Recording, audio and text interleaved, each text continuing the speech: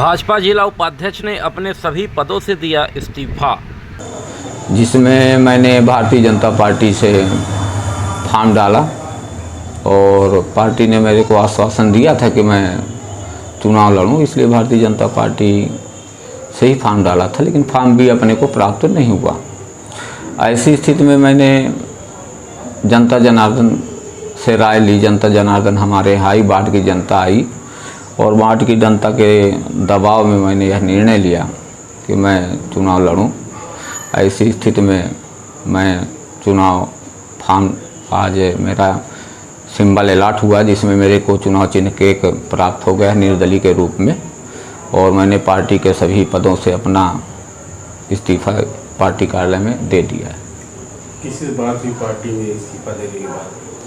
Party के इस्तीफा देने के बाद मेरी किसी से बात नहीं हुई। मैं पार्टी कार्यालय में इस्तीफा भिजवा दिया माननीय जिला अध्यक्ष को, और मैं 2005 से लगातार पार्टी के कई विभिन्न दायित्वों में रहा, जैसे युवा मोर्चा नगर अध्यक्ष रहा, नगर मंडल का मैं नगर मंत्री रहा, नगर मंडल का उपाध्यक्ष रहा, भारतीय जनता पार्टी जिला मीडिया का सरप्रभारी रहा। अभी हाल ही में मेरे को जिला उपाध्यक्ष बनाया गया पार्टी में, लेकिन पार्टी के से इस्तीफा मैंने आज दे दिया है और वार्ड की जनता, वार्ड के विकास के लिए मैंने यह निर्णय लिया है, कदम उठाया।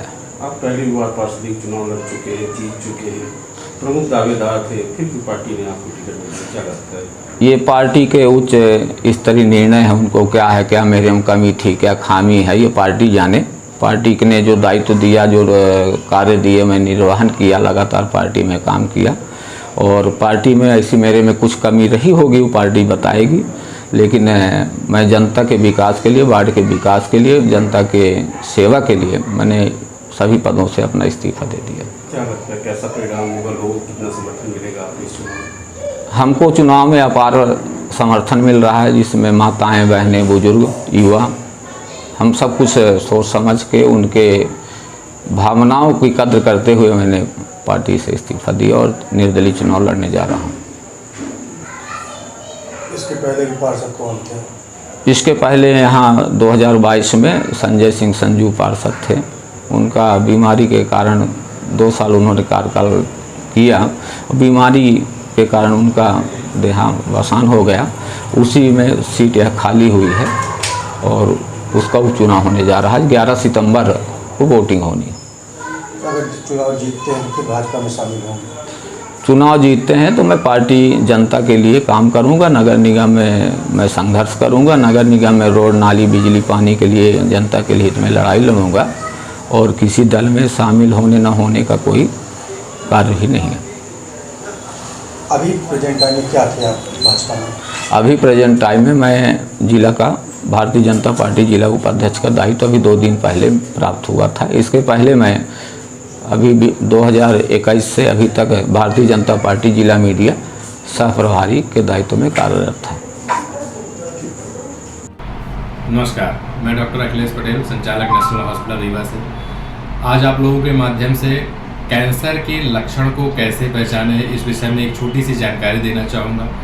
बात करें कि विंध्य क्षेत्र में पुरुषों में सबसे ज़्यादा कैंसर मुख का कैंसर होता है। मुख के कैंसर को कैसे पहचाने? कभी भी मुंह में या जबान में कोई भी छाले जो हफ्ते 10 दिन से ज़्यादा समय तक हैं, दवाओं से ठीक नहीं हो रहे हैं, तो अपने नज़दीकी चिकित्सक को ज़रूर दिखाएं। हो सकता है वो बड़ी गठान हो।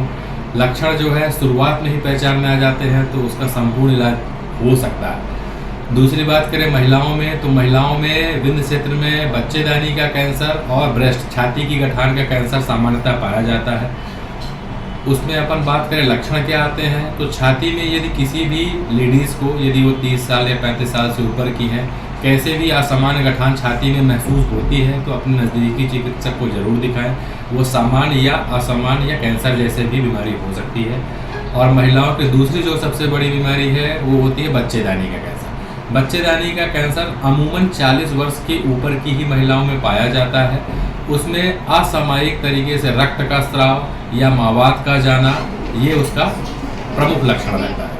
तो यदि किसी भी महिला को असामान्य रक्तस्राव और मावात जाने की शिकायत लगातार बनी हुई है तो अपने नज़दीकी चिकित्सक को जरूर दिखाएं। ये हो सकता है कि बड़ी बीमारी हो। समय रहते यदि इसका पता लगा लिया गया तो इसका इलाज पूरी तरीके से उपलब्ध है। और ये इलाज हम नेशनल अस्पताल रीवा में आयुष्मान, ESIC एवं विभिन्न सरकारी योजनाओं के द्वारा निःशुल्क उपलब्ध कराने के लिए संकल्पित। नमस्कार।